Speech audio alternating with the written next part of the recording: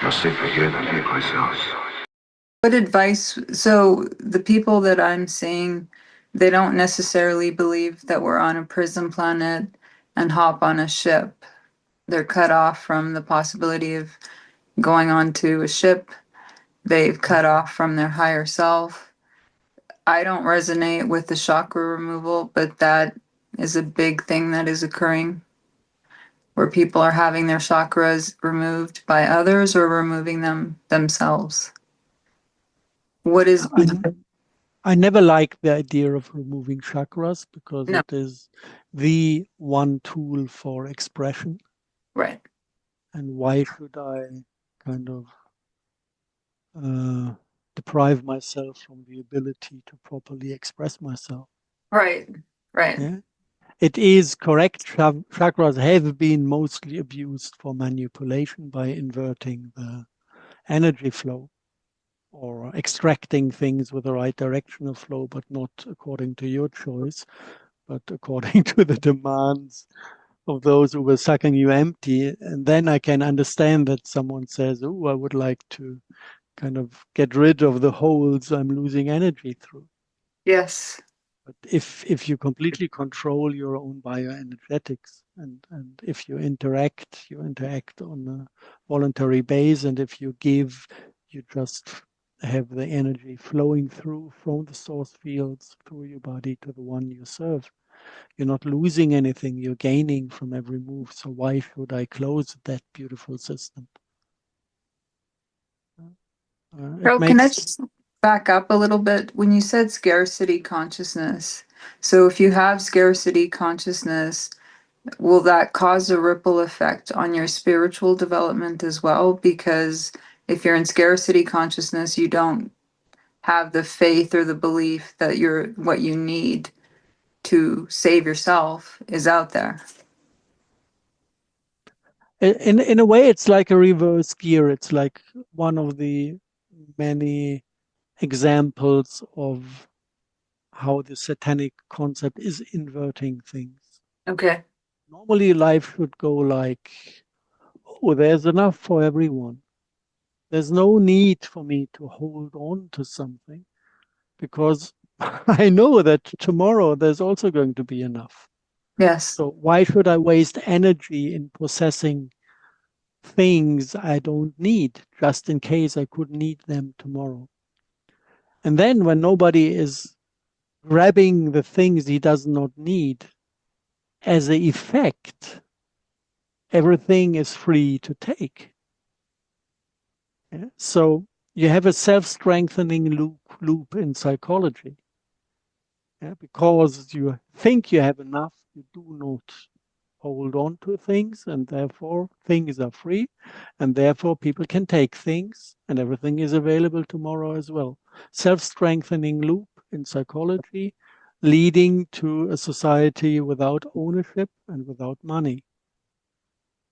The moment you turn that around energetically, you think, oh, I might not have enough tomorrow, so I'd better kind of grab everything I can hold on to with my two hands. And then everything available is immediately taken by someone. And if someone needs something and he doesn't have it, he doesn't possess it, he needs to die. I'm smiling because I fell into that trap when COVID hit. I bought all sorts of nonsense. Yeah. Yeah. It's important to find the looping in those things because Yeah. it's self-strengthening, recursive, self-organizational, fractal development of energetic flows, consciousness, everything, society. And the trick is to understand that this is a choice. The automatism is just internally. Yes. You make the choice what concept you want to trust. And the miracle in the universe is if you make the right choice, the universe is serving that choice. If you let go, if you share everything that you do not need at that moment and you just give it away without putting too much attention whether you get something back for it or not, just because someone that is in gratitude needs it and takes it. Yeah. Then Is that you get triple the amount back. I know. You remember that little Yeah, episode exactly. with your bank account, you know? Well, I no, it actually happened several times with you.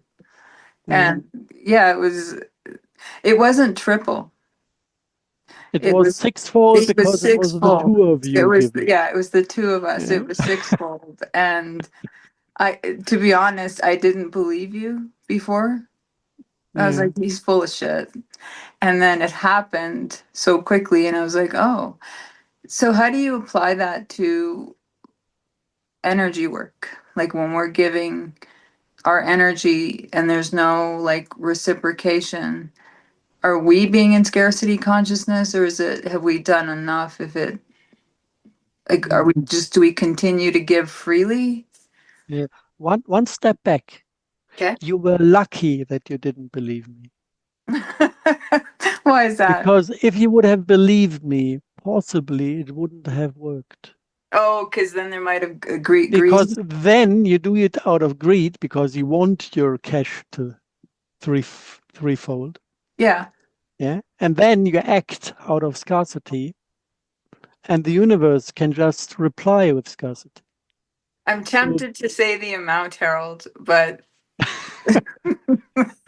it's okay for my end. is it okay? Yeah, I correctly declared it as a gift Okay. because it was. Because if I say the amount, I think it will hit harder than if it was $5 or Yeah, I'm $2. okay with it. Okay, so it was $2,000, and we got no, it was $1,000, and we got 6,000 back within a day or like days. Yeah, Yeah. by appearing on the bank account, if I remember correctly, Yes. without a sender, Yes. appearing out of nowhere with a bank unable to transfer it back to somewhere because it didn't Yes. come from somewhere. Yes. Exactly. Yeah. I know, and that happened, and I wanted to say the amount because it wasn't like $1, and I got, because that's more dismissible. Like, oh, you found $5 in your coat pocket. This was very significant. Mm. So Yeah, it's not limited to amounts. It works with any given amount. yeah, But don't take it, you know, it's you need to be careful because once you kind of and you go like, wow, this works and I rely on it, you might be tempted to go yeah. into a overdrive mode with it. But at some point, getting that delivered, because it doesn't mean anything to have it, you know, you get what you need for a good life. And then if you get more, if more ends on your shoulders, Yeah. it immediately becomes a burden. Well, to Because me, I'm gonna crack a joke. When I met you and I made you my Lord and Savior,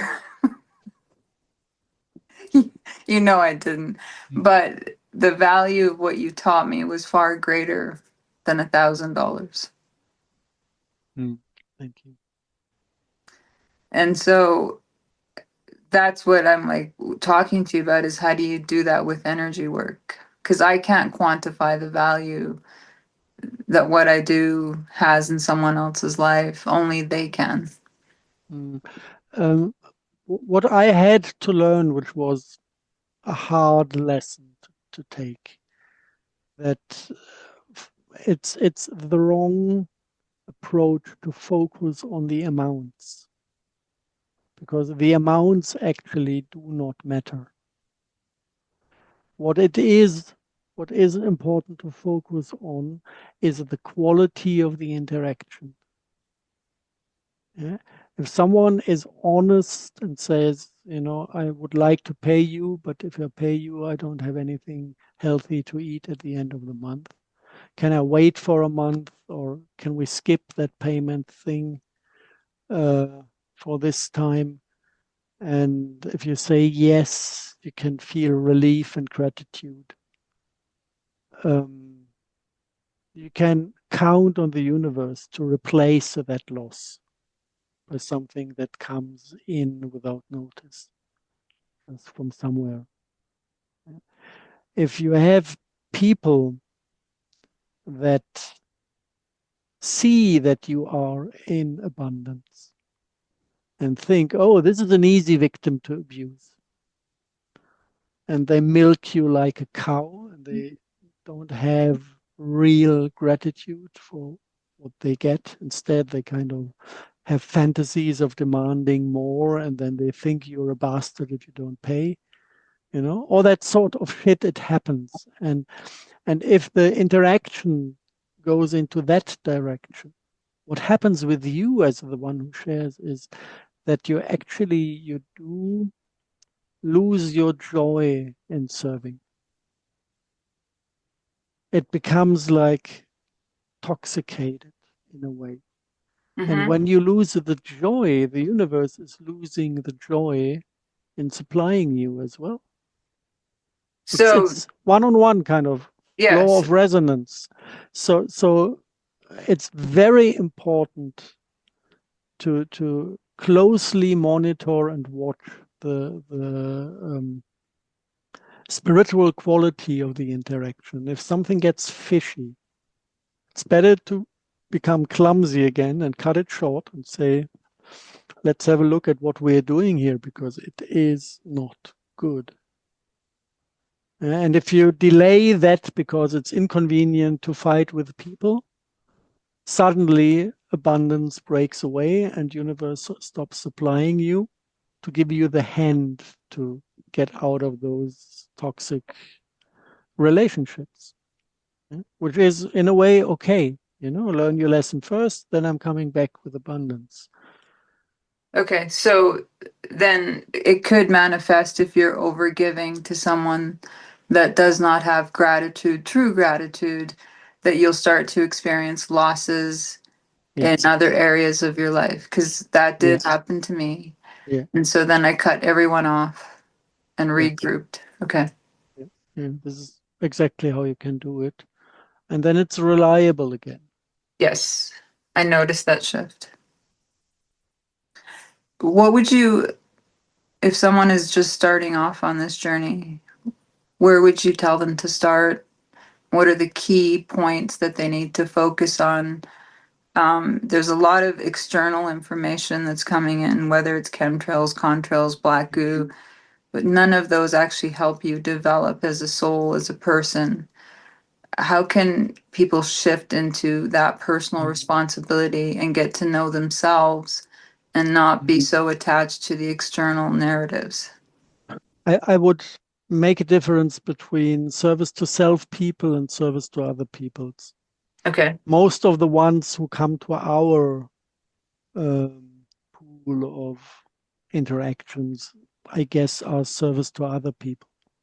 And Okay. there, the best first step actually is to love yourself and fulfill your needs and wishes in a healthy way to get that one balanced. Because we're all used to drain ourselves for the sake of others. And this is kind of the core portion of scarcity we are sitting on. It's not that we cannot give, but we cannot believe that we deserve to get something every other day. So when we don't give that to ourselves, like good food, satisfying accommodation, why should someone else do so?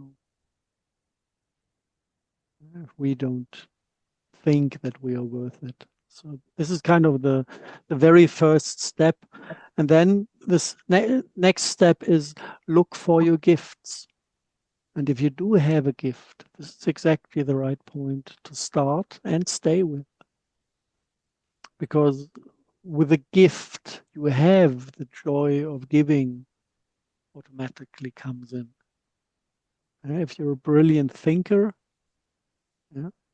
then share your thoughts.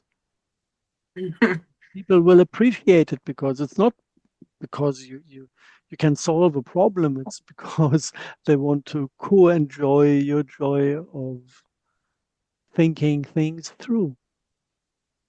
And the Harold, spark that comes. And if you're a craftsman, make mhm. beautiful things for the ones you love. The ASD brain is funny. Not everyone loves it.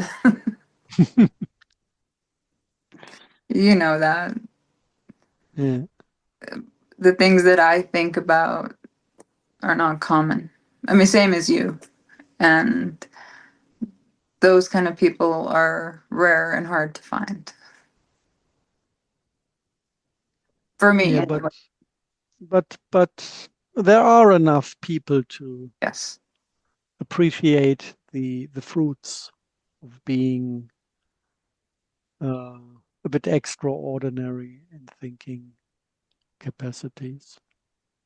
I mean, Yes. a lot of people